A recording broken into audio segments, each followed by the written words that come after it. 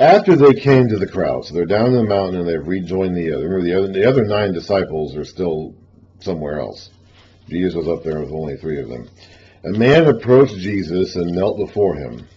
"Lord, have mercy on my son," he said. "He has seizures and is suffering greatly. He often falls into the fire or into the water. I brought him to your disciples, but they could not heal him." These would be the other 9, the guys who did not go up to the mountain with Jesus. "O unbelieving and perverse generation," Jesus replied, "how long shall I stay with you? How long shall I put up with you? Bring the boy here to me." Jesus rebuked the demon, and it came out of the boy, and he was healed from that moment. So this particular disease was caused by a demon. Earlier in the Gospel of Matthew, we have differentiated between diseases and demon possession. Matthew 4, at the end of the chapter, Matthew chapter 4, verse 24, news about him spread all over Syria. People brought to him all who were ill with various diseases, those suffering severe pain, the demon-possessed, those having seizures, and the paralyzed, and he healed them. So they have distinguished between seizures and demon possession already. So they're not always the same thing, but in this case, apparently, the seizures were the result of demon possession. Then the disciples came to Jesus in private and asked, "Why couldn't we drive it out?" He replied, "Because you have so little faith. I tell you the truth. If you have faith as small as a mustard seed, you can say to this mountain, 'Move from here to there,' and it will be done.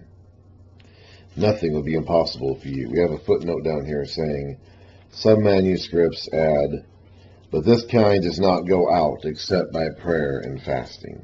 That's actually added from the Gospel of Mark, which has the same account with a slightly different bit of information, including that line about prayer and fasting.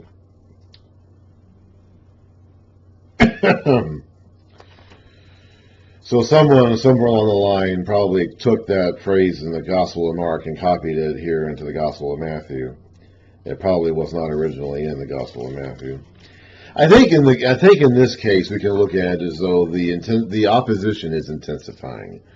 The evil spirits, there are ranks of evil spirits, and some of them apparently are more powerful than others, and they were dealing with a stronger spirit here than other spirits they have dealt with before, which apparently they have done.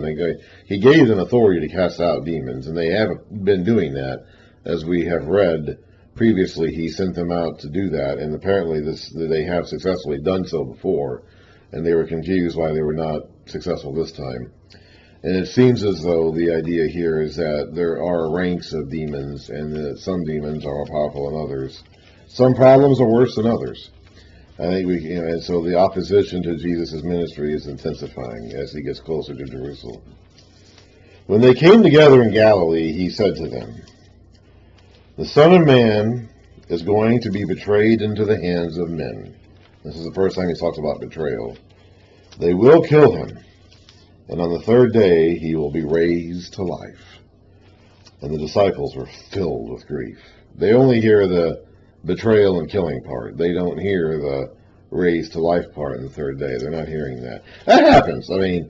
Plenty of times we hear what we want to hear, and we don't hear what's actually being said. That happens a lot. Someone's ever heard anyone say, "I got good news, I've got bad news"? Okay, well, we focus on the bad news, or sometimes we focus on the good news, sometimes.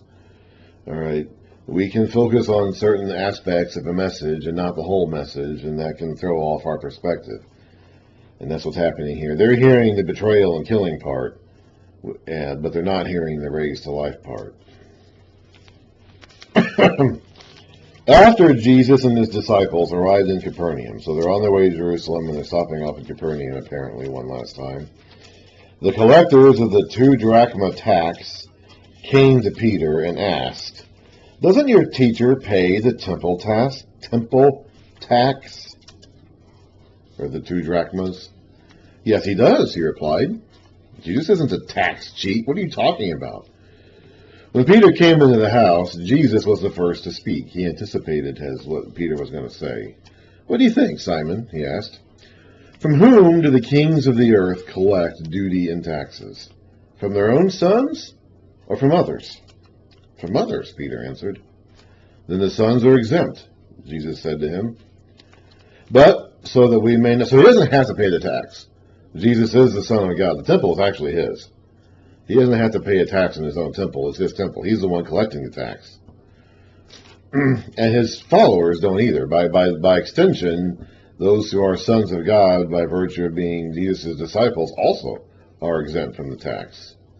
So they don't have to pay the tax. However, so that we may not offend them, go to the lake and throw out your line.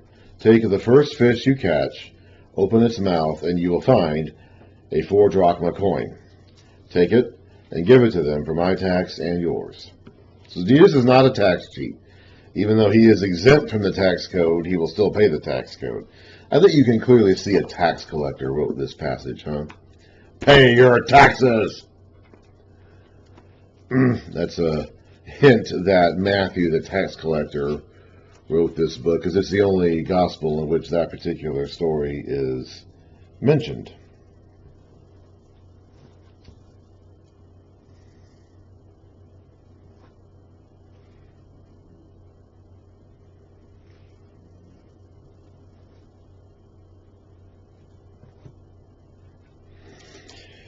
The basis for this tax, which every Jewish male had to pay, goes back to Exodus 30.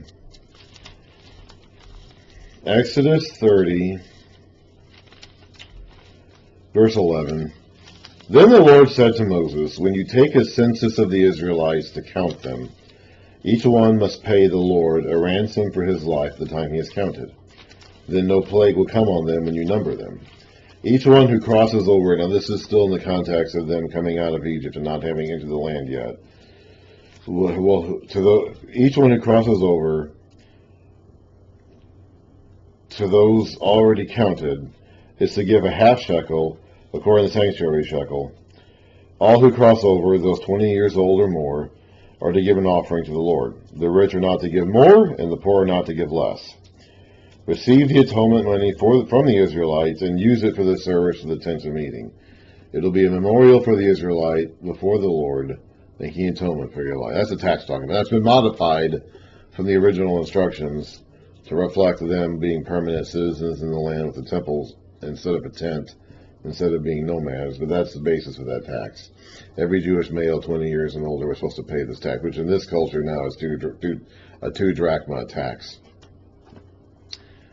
But they don't have. But the sons are exempt, so they're not actually obligated to do that. The Christians are not.